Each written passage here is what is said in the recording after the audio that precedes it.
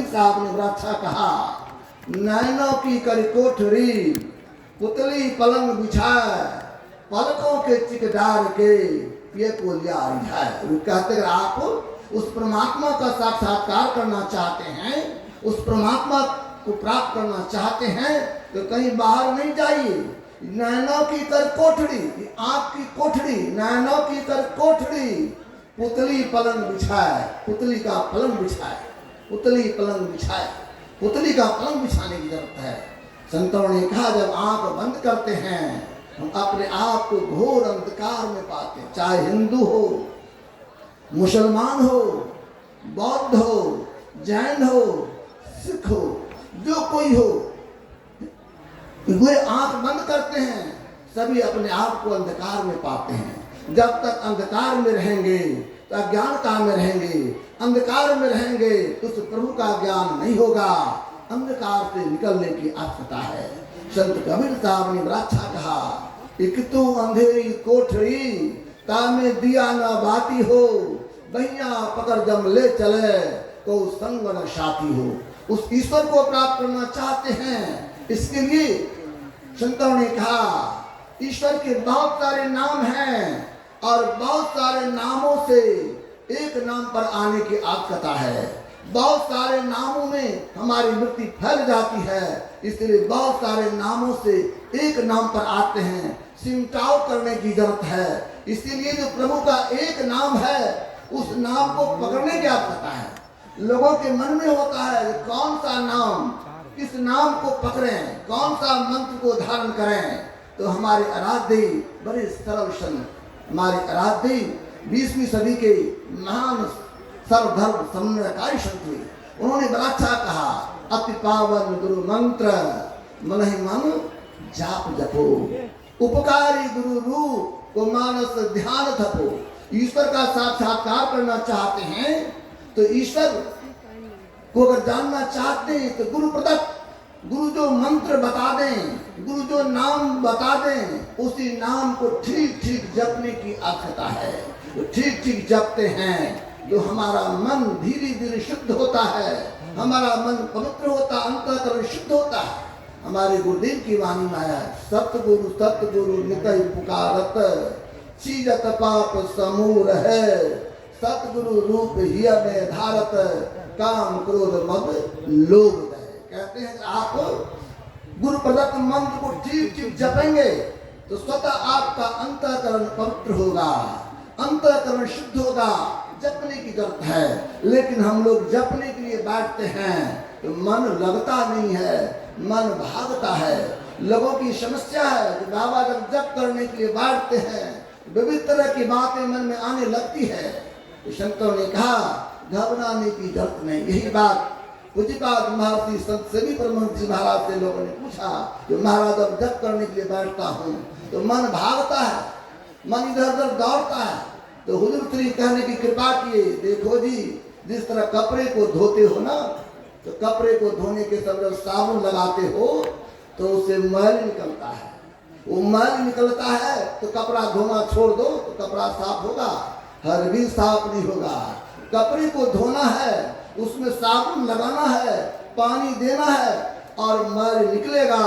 और निकलते निकलते एक ऐसी स्थिति आएगी जो वह क्या हो जाएगा, कपड़ा साफ हो जाएगा। उसी तरह जप करेंगे, मन को जप में लगाएंगे और ठीक ठीक जप करते हैं तो हमारे जो इष्ट होते हैं उनका दर्शन भी होता है। सदगुरु रूप हिय में धारत, काम क्रोध मद लोभ है। सदगुरु का जो रूप है अपने अंदर में आएगा तो हमारे अंदर के जो विकार है उस विकार का शमन होगा। लेकिन इतना ही से काम नहीं चलेगा। ईश्वर तो सर्वव्यापी है, सब जगह सूक्ष्माति सूक्ष्म है। इसके लिए हमें और सूक्ष्म होने की जरूरत है। हमारे गुरुदेव कहते इसके लिए क्या करना होगा, और सूक्ष्म होने के लिए बिंदु ध्यान करने की जरूरत है, जिसको दृष्टि योग की साधना कहते हैं। हमारे गुरुदेव कहने के बाद की सावन सुखमन दृष्टि आनत, दामिन चिन्ह चिन्ह दम कई, हील डोल तज सुरत थिर करी, प्रणवता उगाएगी। कहते हैं दृष्टि योग की साधना करेंगे, जिसको बिंदु ध्यान कहते हैं। हमारे गुरुदेव ने कहने के बाद की बिंदु ध्यान विधि, नाद ध्यान विधि, सरल सरल जग में प्रचारी, सब संतन की बड़ी बड़ी हारी। बिंदु और नाद जो बिंदु ध्यान करेंगे तब क्या होगा? तो गुरुदेव कहते जो बिंदु ध्यान करते हैं, जिनको बिंदु की प्राप्ति होती है तो भव सिंधु से तरने की उनको नौका मिल जाता है। जो बिंदु ध्यान करते तब क्या होगा? तो गुरुदेव कहते बिंदु राह से निकल बहादुर, तब मंडल टपना होगा।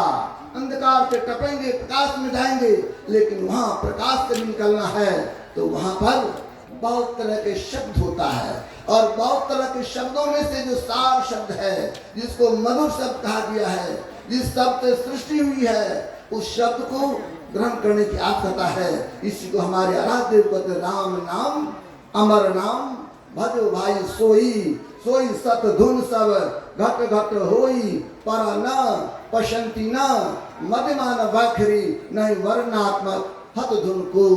राम नाम अमर नाम भजो भाई सोई, वो जो नाम है जिसको सार शब्द कहते हैं, जिसको आदि नाम कहते हैं, उस नाम को पकड़ें और उस नाम के सहारे उस नामी के पास पहुंच जाएंगे, जिसको हमारे आराध्य कहते सत शब्द धर कर चल मिलन आवरण सारे पार में। उस शब्द के सारे आवरण को स्थूल सूक्ष्म कारण महाकारण और केवल सारे आवरणों को पार करेंगे, और जब सारे आवरणों को पार कर जाएंगे तब जो प्रभु का प्रत्यक्षीकरण होगा, तब जो प्रभु का अनुभव होगा, वह वास्तविक प्रभु होंगे, वास्तविक परमात्मा होंगे।